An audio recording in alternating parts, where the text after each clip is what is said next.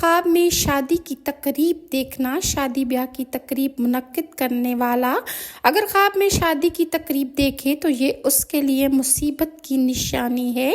جبکہ یہ مدعو کے لیے ہے۔ اگر وہ کھانا نہیں دیکھے اور خوشی اور مسرت کی علامت ہے۔